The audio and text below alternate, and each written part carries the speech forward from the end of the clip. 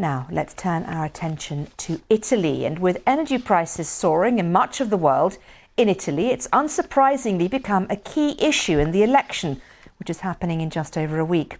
Polls suggest a coalition led by the far right is likely to win, with some of its members now talking about dropping sanctions against Russia because of the cost of living crisis. Our Italy correspondent Mark Lowen reports. In the lush Italian Alps lies Russian leverage in Europe.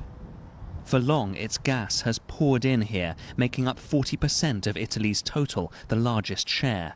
But now, with Western sanctions over Ukraine, Moscow has tightened the taps, its supply down by 60%, Vladimir Putin pushing a key pressure point. This is the entry point for the Russian gas.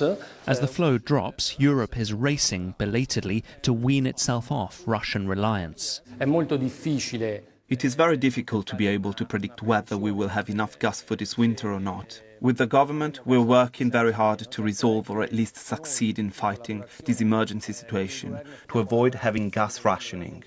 Up until now, Russia has always been a reliable supplier. Not even during the Cold War did we go without its gas.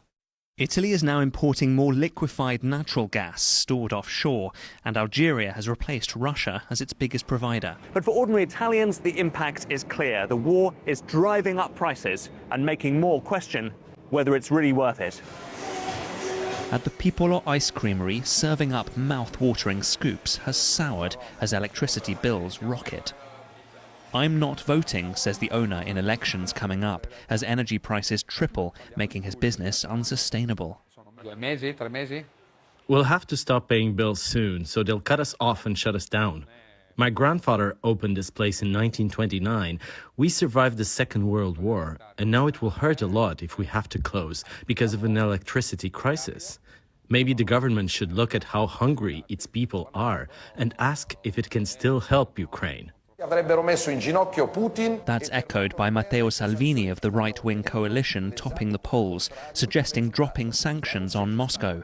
He has close ties to Putin, like his ally Silvio Berlusconi. With most in Italy against arming Ukraine, it's an exploitable link for the Kremlin. This is about our constitution, which explicitly rejects. Ukraine's nightmare is rippling through Europe and this nation as it casts its ballot. Italy too wants victory in Kiev, but at what cost? Mark Lowen, BBC News, Trieste.